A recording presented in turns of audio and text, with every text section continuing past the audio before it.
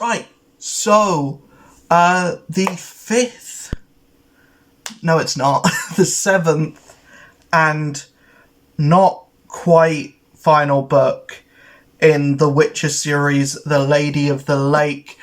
Initially, what I was going to do was I was going to get this finished, and then we move on to Mistborn, but I have actually got Season of the Storms, so when we are done of this, we'll do Season of Storms, which is a lot thinner than this book anyway, considerably less pages, so we'll probably be able to plough through that one pretty quickly and then move on to Mistborn, but I'm going to save the Witcher series ranking for that video when I do that one. This video will just be Lady of the Lake. I was initially going to do the series ranking after this one, but I have the last one, so why not? Just wait until I've read the whole series, and no, I will not be waiting for the 2025 Witcher book to come out and then do a ranking of that. I'll probably read that when I get around to it, when that comes out in English. Get that read, and then do a series ranking, or say where it slots in the series ranking after I've read that one.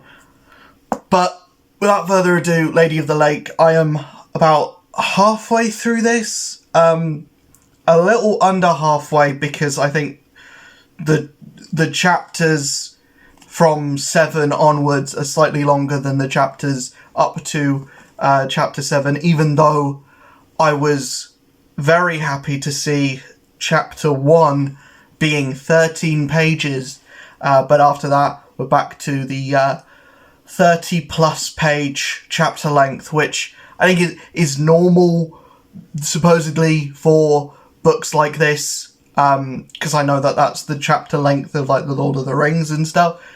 But for me, sitting and reading like 30 pages or 40 plus pages a night, I don't have the attention span for that, unless the content of what's inside is really hooking me. And maybe it's a sign of just the amount of... Maybe it's a sign that the rest of the series hasn't really hooked me to want to read 30 plus pages in one sitting. This one has had me doing that a couple of times. The Tower of the Swallow would have done if the content of the book wasn't so dark and dour that I had to just put it down and just think about what had happened, and almost need a kind of detox from the abuse that was happening to Ciri in that book. And this one, while there is a chapter of Ciri being held prisoner, it doesn't feel nearly as like dark or dour as the previous books. They seem to have had or put in all of the sex into the last book, or at least into the first half of the last book. I don't know about the second half, but it's interesting, I'll say that. We've got a scene where Geralt is having sex in a library, and all the books that are falling on top of him are like describing what is actually going on in the scene, and that's, you know, a fun read, I guess, if you like that kind of thing. But it's much less awkward to read a scene like that than to read like abuse per se. Not much action has happened in the book so far. We've had conversations with unicorns. We've had we've kind of been introduced to this idea of time travel, that Ciri can time travel. The whole multiversal thing is not necessarily multiversal, but the tower can take Ciri, or Ciri's powers can kind of take her throughout time. So where I've kind of left the book, Ciri is in 1906 Scotland, where the series so far has most certainly not been taking place in 1906. It's been much prior to that. But yeah, I'm enjoying everything that's being bought. Does it feel yet like it's gearing towards a climax? No. It still feels like there's a lot going on, and there's a lot still to wrap up. There's still like a lot of villains in the background and machinations and things, and Geralt has barely showed up in this book yet. He's kind of been like mind controlled, or been like kept in this town. Dandelion has decided to stay behind in this town while the rest of the party leave to go find Ciri. And I think I'm going to have a lot more fun with the Geralt sections now that Dandelion is not in them. But the kind of the things that are happening, it's a lot more interesting what is happening to Ciri than what is happening to Geralt. Geralt is just kind of going on a journey. Ciri is like traveling through time and kind of like meeting up with unicorns, and she's kind of reacquainted with the unicorn that was in Time of Contempt, and this kind of group of unicorns has kind of helped her escape from the elves that wanted her to birth a child for them. There's a lot of stuff is going on. We just had a chapter with Jar, one of the temple scribes who wanted to join up for the war, and he's been put in the kind of the ground infantry unit for people that cannot fight. Basically, he's been put in the shit barrel, basically. So yeah, I'm excited to see how the book ends, because it does not still feel like we're ramping up for a conclusion. It still feels like another chapter in the story. It feels like we're still adding stuff to the mythos and the lore, and we're still having like big character moments happen. We're still probably going to have even more big character moments happen, and the climax will probably be like this of the book, probably. If I were to gather, or the climax might be like from like in like here, maybe, and then the rest, and then like the final chapter will be ending or like your goodbyes, basically, like the final 30 minutes of the Lord of the Rings, of Return of the King. I'm enjoying this book a lot more than I think I've enjoyed the series so far. This is definitely the most like gripping read, and the most like,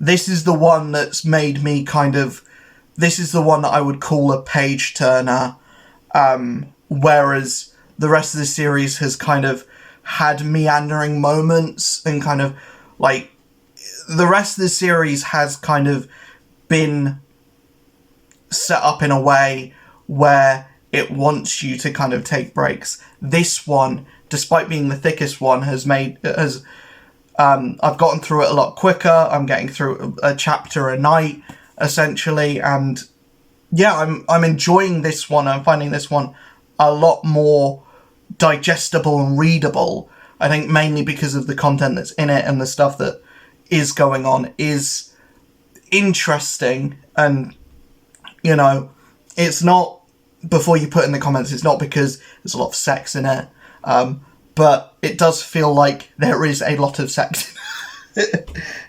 We've got like a chapter that has like a big sex scene, and then we've got a chapter with a slightly smaller one on a hay bale, and then we've got Ciri trying to get the Elf King up like 3 times in just as many pages, and we'll have to wait and see what the latter half of the book entails, and that will be the second half of the video. I will see you guys in what will be a couple of seconds for the video, but it will be probably another week of reading, brisk reading for the rest of the book, and we'll see if the Witcher saga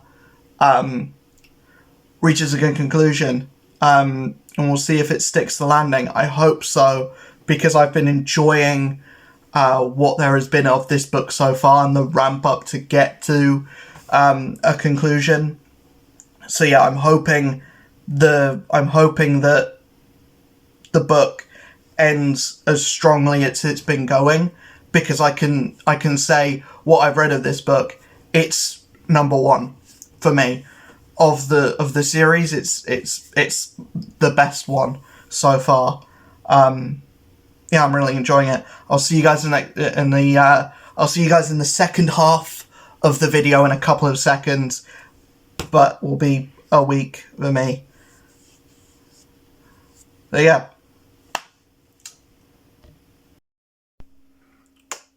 Right, so the final book in the Witcher series, I finally got it done. The first half of this video is talking about halfway through, so now we're going to talk about it now that I am done with it.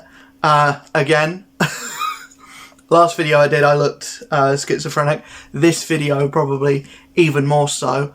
But how is this book? How does it end? Does it stick the landing? And to answer both of those questions is well and yes, kind of.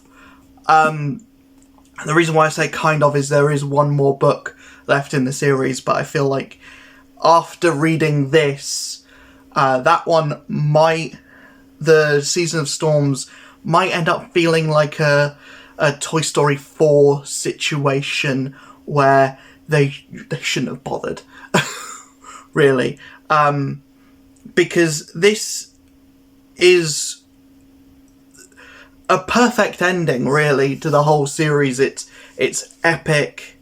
It all the emotional beats kind of hit. Everything kind of makes sense, and how the book kind of wraps up Geralt's story, kind of wraps up Ciri's story.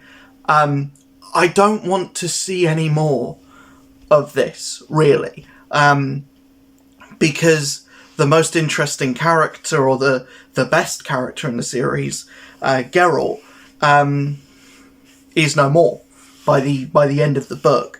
I will preface this to say this part of the video is full spoiler city.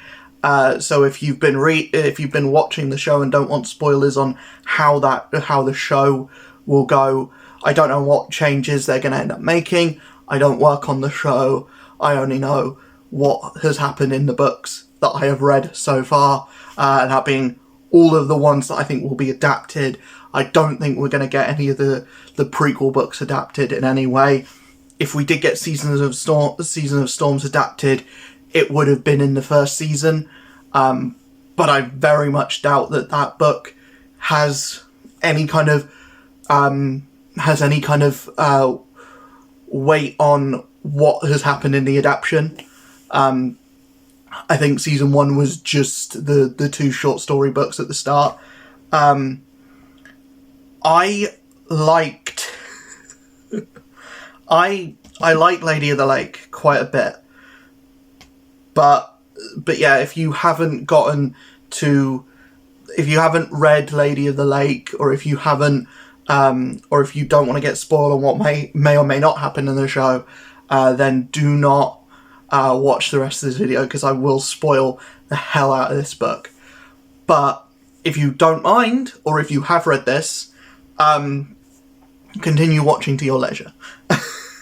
But yeah, I really liked how this book ended. It felt like the final piece of tape on a wrapping paper. It felt like, you know, it put a nice bow around the series. A series that I've been kind of flip-flopping up and down with. I haven't loved I think where I'm at with the kind of books that I enjoy reading now, and getting a good taste for it, is I very much like action forward, which this book is very much so action forward, but I like it to have. I'm not too keen on all of the sexual abuse that happens throughout the series. It's rampant. The way that women are treated throughout the entire series is, by and large, uncomfortable to read. This book does not shy away from that either. There is a lot of abuse, a lot of suggested abuse. There is a lot of sexual activity towards the start of the book. I don't mind that. It's awkward to read it, but but it's not something that I have too much of a problem with when it is portrayed how the start of the book portrays it.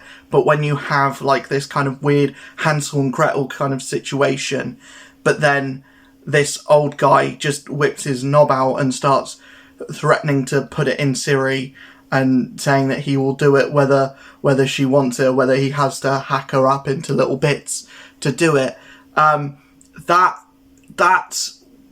That's where I kind of am like, I need to put this book down and not read it for a while.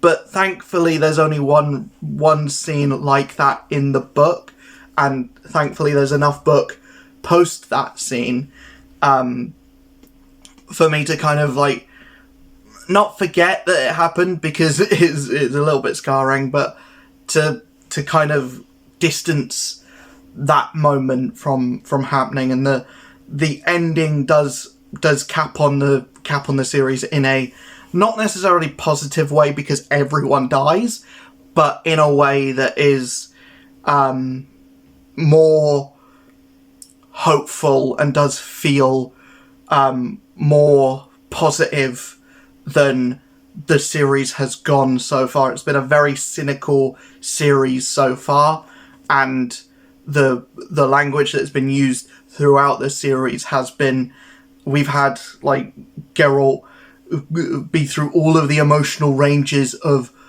like the horny to grumpy to not really wanting to do anything to being angry to being then grumpy again, and ending off with just this disdain for life in general, and then he dies. So this kind of idea that, or this kind of thing that I've seen of Geralt being one of the best fantasy characters ever written, I don't know if that is necessarily the case. Maybe the video game version is a lot more cool than this guy, because in the books, when you boil down to it, he just becomes like a horny, grumpy old man, which is interesting to read for a book, but then when it comes to the whole series, he's definitely, I know I said that he's the most interesting character, in terms of when he's in the book, the most interesting things are happening. By and large, that meaning when he's in the book, it's usually an action sequence. I did find The Witcher is not about Geralt. The Witcher series, by and large, the Witcher saga anyway, is not about Geralt. Geralt is the thing that keeps the plot moving. Geralt is not necessarily even the Aragorn of this series. I would say the Aragorn of this series is more like Cahir than anybody. But I don't know if there is really an Aragorn kind of character, or there is like a character that would be like Geralt from anything else. But yeah, I like his interactions with Yennefer. Yennefer is interesting. She's a lot more interesting than I think Geralt is. Especially towards the end of the series. The last two books have done a lot to make Yennefer a lot more interesting than she has been before. I think it's definitely Ciri's story. It's about Ciri. Geralt is just, the means for an action sequence to happen and for you to not feel too bad about A, who's being killed, and B, who's doing the killing. And he's kind of the one to go on the quest. But the quest and the journey are two completely different things. Ciri goes on a journey. Geralt goes on the quest of the series. And the quest of the series only really starts at book 3. But everything else just kind of goes everything else leading up to that point feels like spinning wheels. And, as much as I did enjoy this final book, and this final book is the best in the series by far, no other book comes close to it, I don't think. Overall, this series has been very hit and miss to me, and I think when I get into reading other fantasy books, and when I go into my next series, which is Mistborn, and then when I go into stuff like Stormlight and stuff that A has been written closer to this year, or stuff that's more recent, so the actual writing and the word use will feel more in line with what I enjoy reading from a comic books perspective. But I kind of have to get that out of my head when I go to read a book, because A, just the act of reading it does take longer to read a page of a novel than a page of a comic book, just because of the amount of like page real estate that's there. And for obvious reasons, there's obvious reasons why a book takes longer to read than a comic book. That being said, it is I haven't even talked about the plot really in great detail, because it is a long book, and the plot basically boils down to, let's tie up all of the loose ends, let's get rid of all of the villains that are in play, and then the final 200 pages, so last 3 chapters, are basically going to be let's basically bookend everything. So the actual big epic showdown confrontation happens in the middle of the book, and then we get everything else, all of the twists afterwards. And the twist of the Emperor being Ciri's dad is interesting. It's fucked up that this guy is that Ciri's dad is like, I'm going to have sex with my daughter, but she won't know that I'm her dad, but I'm going to make her carry my child and give birth to my child so that I can, be the bearer of the savior of the world, essentially. That it's messed up, and I do think, even though I haven't seen The Witcher be called grimdark, and I don't know how dark grimdark gets, or how dark a fantasy series or fantasy book needs to get to become grimdark, but I would call The Witcher grimdark. I would say a guy wanting to have sex with his daughter to give birth to the savior of the world, I would call that pretty dark. I would say the way that the characters all meet their end is pretty dark. I would say the way that Vilgefortz is defeated is pretty dark. The final chapter is not hopeful in any way. Because Geralt dies in a puddle of his own blood, being hacked at by a pitchfork, and Yennefer dies trying to heal him. But they do end up together, and Ciri ends up in Camelot for some reason. She just goes on like a journey throughout space and time, ends up in Camelot, and we're led to believe that the knight that she finds in Camelot ends up being, who she we're led to believe, from what I understand, her son will end up being King Arthur. Like the Sword in the Stone King Arthur. If that is the case, then that's a fun way to look at it, and it's a fun way to kind of have this kind of origin story of Camelot and stuff with that. That being said, do I feel like it came out of nowhere? Kind of, yes. Do I feel like Geralt's death is earned? Yeah. Do I feel like everything, but am I excited to see more stuff from this universe or from this world, knowing about how this book ends? No, not necessarily.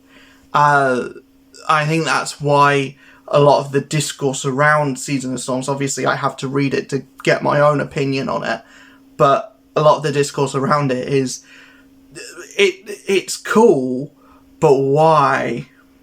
Or this kind of like idea of, you probably shouldn't have bothered kind of thing. And I hate having that kind of opinion about any kind of piece of media, because, again, art is art, but this is such a perfect conclusion to this series and ends the series so well and makes everything else in the series, it kind of elevates the rest of the series and makes it feel like, yeah, that was worth it to get there.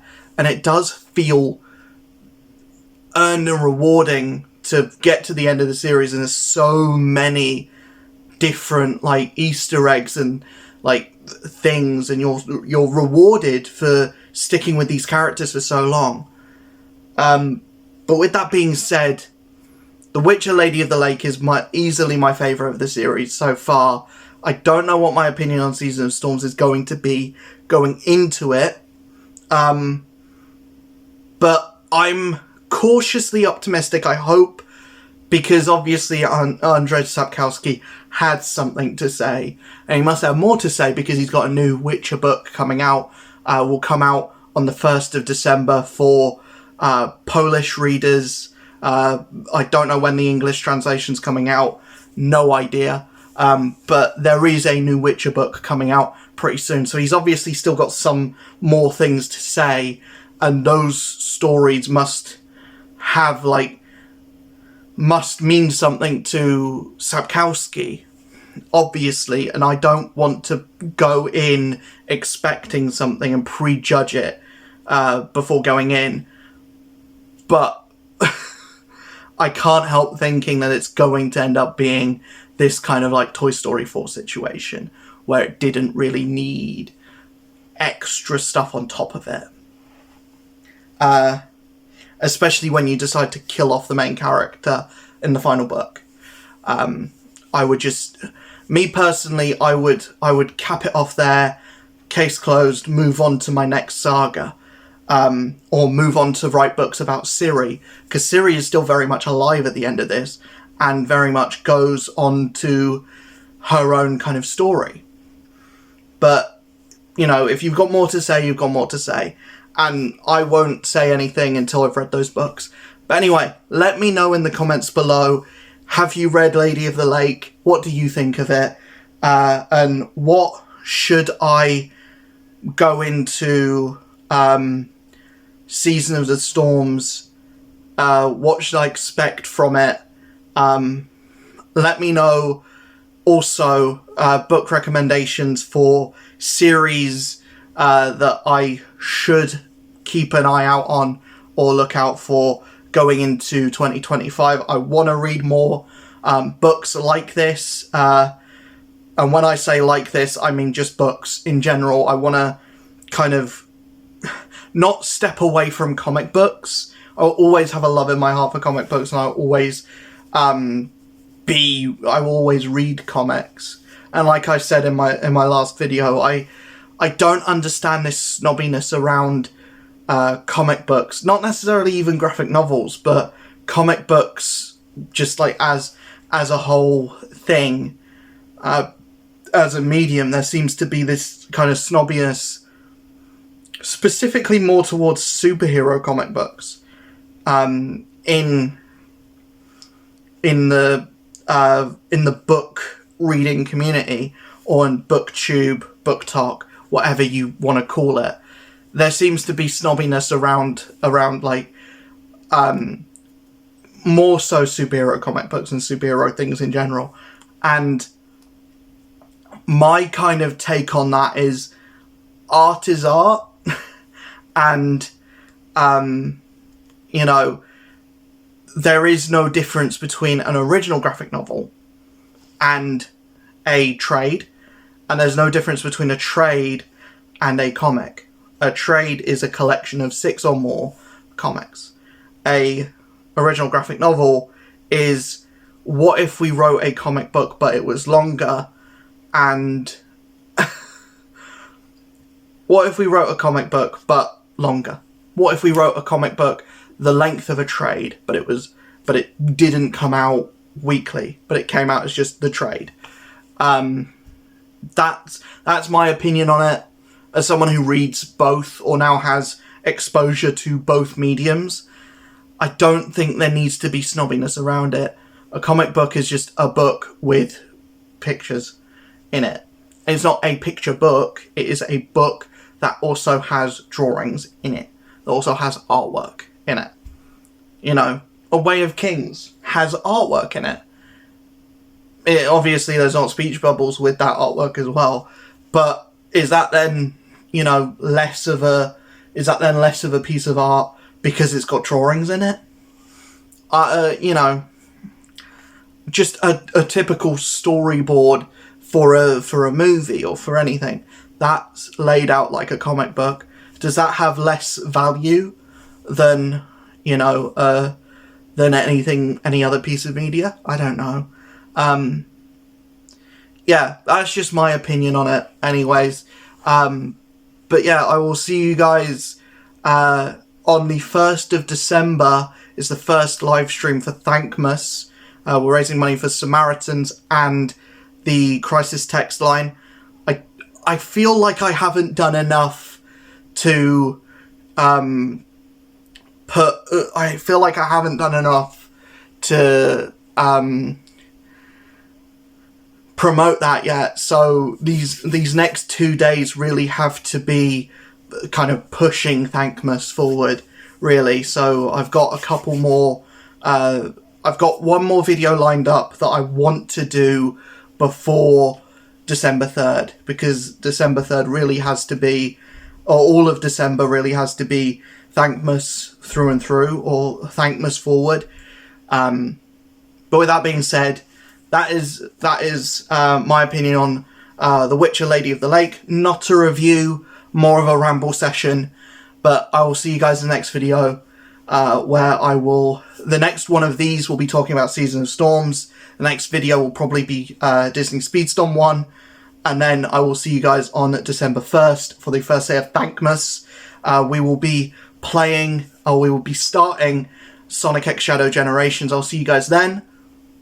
Bye.